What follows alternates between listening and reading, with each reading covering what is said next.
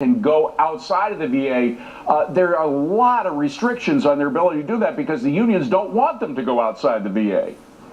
Right. No, you're right, and Steve is right that this is a typical response, government response. It's the exact same approach we take to our public education system in this country. The problem is not a lack of resources or funds. It's the lack of a marketplace.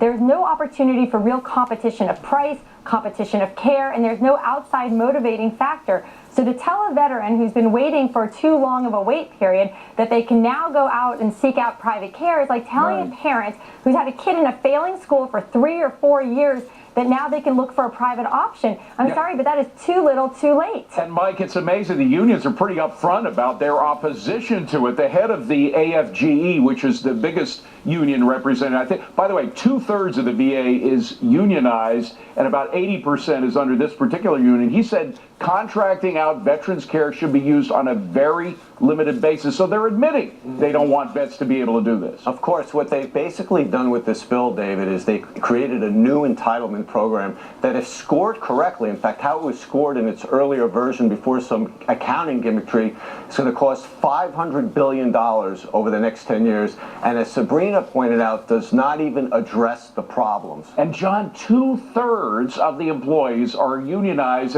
We all remember even FDR was against part of the unionization of public workers. This is why. The individuals who are supposed to be helped don't get the help they need if it's against the union's interests. Yeah, we want to help the veterans, so anything that keeps them inside the VA is going to hurt them. We like to talk about government as soft and compassionate, but the reality is that government is long lines, it's inefficiency, it's surly service.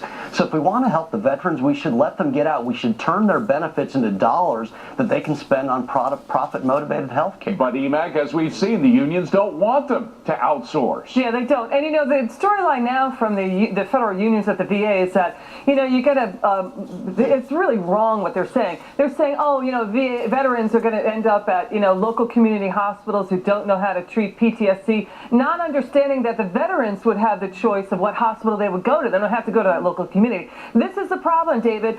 Nearly 270 VA full-time workers, guess what they do? They work on union duties full-time. That's their job, is working for the union. These are physicians, assistants, and nurses in states across the country. So they have no standing to argue against, you know, veterans getting the choice to get better care outside network. And Steve, let's just spell it out exactly how the unions have made it difficult to outsource. First, if you want to outsource, first you have to prove you've waited longer than the VA considers reasonable, that you live 40 miles from a VA facility. Then you have to go to be put on a VA waiting list, and you know all those veterans who called waiting for hours, days, months, and not getting a call back. On top of this, any civilian doctor you see has to call a VA hotline for prior approval. And then if you manage to get outside care, you can only stay with that doctor for 60 days. I mean, they've made it almost impossible to outsource. Yeah, it's a soundbite, but as soon as you go beyond the soundbite, you see that the whole thing is a sham. And the union has an agreement with the VA, 316 pages long. The work rules are crushing. The doctors have very little ability to have flexibility with the nurses and assistants.